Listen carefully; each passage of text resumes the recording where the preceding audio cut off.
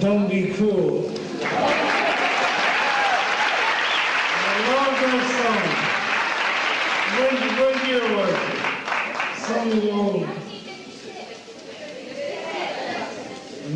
They really wanted me. I never heard a song so beautiful. I can't sing. You know what, keep going.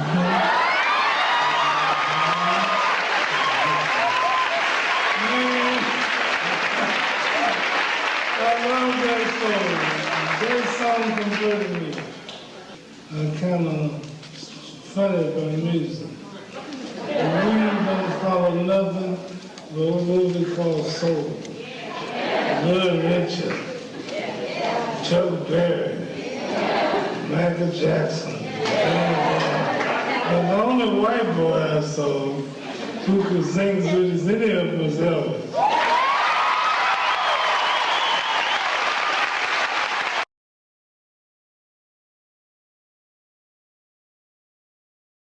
Well, soul has no color, has no barrier. But I also had a lot of good people that brought out a lot. I want to pay a tribute to a good friend of mine, Brother Elvis Presley, who opened up a lot of doors for me to get through.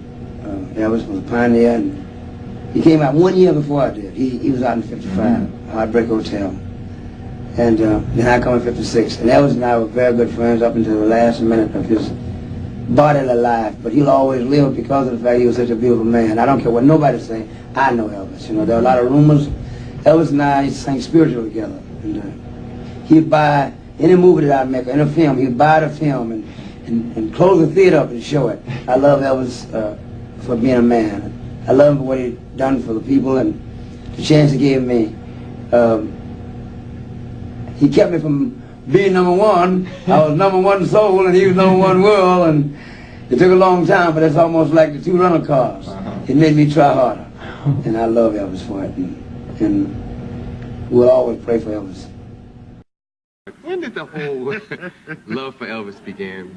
He teases me about Elvis all the time. But and never says, on the air. Never. No, when he says, like, if Elvis was alive now, he said, man, you wouldn't even hang out with Elvis. I said, yes, I wish it, man. Elvis would be in the lobby of your house, like, say, man, is it there? And I would be in the room, hey, what's going on, man? He told me to come over.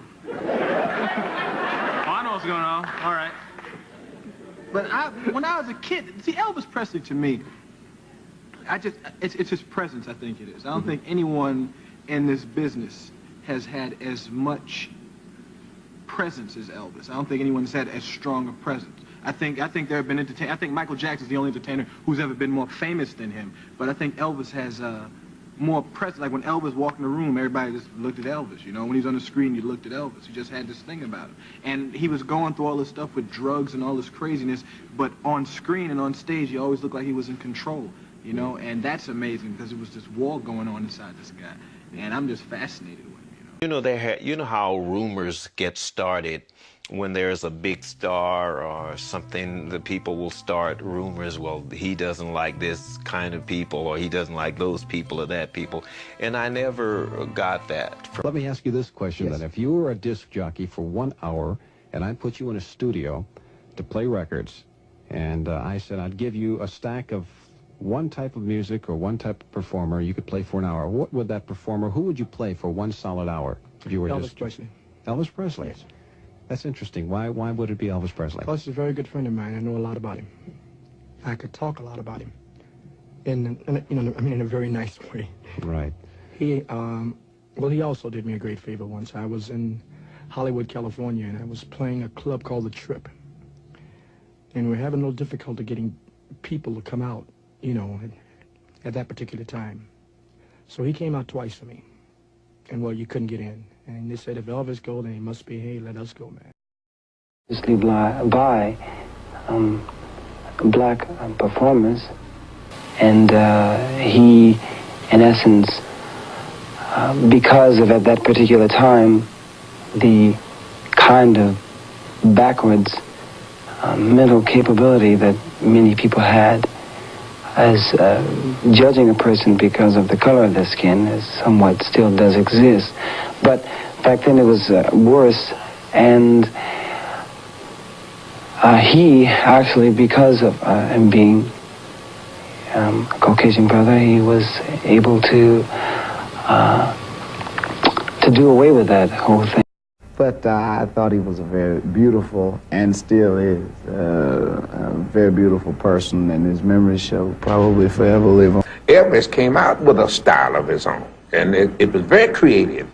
And once he got into it, and you got that feel, Elvis just took off like a late freight.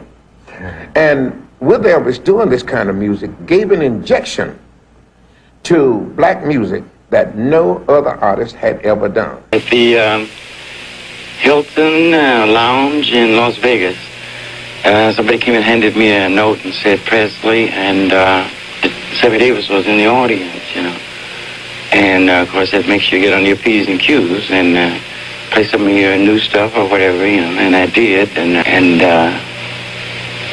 near the end of the number and the show, they did a little step in the aisle there.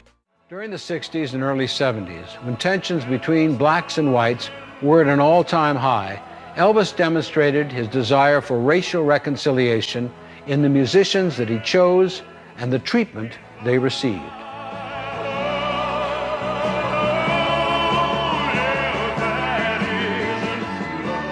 When we first decided to take the gig with Elvis, we had no idea that there would be any racial flack regarding it. Our first racial encounter was when we went to Texas. Elvis was told by his people that, well, you can leave the black girls home. You don't have to bring them. So Elvis wasn't going to do the Astrodome unless his girls could be with him. And he demanded that we be given the star treatment. We had to be in our convertible where everybody could see us, and our little blonde could drive us. And that was his statement. You don't like it? Deal with it, or I'm not going to be there. And I thought that was very big. And I'd been around him with people, other people of color, and I've only seen him give love. He was very generous to people that he didn't even know. You didn't have to be of any racial persuasion for him to love you. And to whoso God has pressed down a harp of 1,000 strings, it only needed tuning. Elvis's voice was that type of voice that agreed with the thought of Calvary. He had that kind of bent and inclination and attitude that suggested that God could use him. He was a bundle of energy set to music. And that echo will never die. I don't think he ripped them off. I think once something has been exposed, anyone can add or take from it if they like. He was just so great, so popular, so hot, so anything that he played, it became a hit. To me, they didn't make a mistake when they called him the king.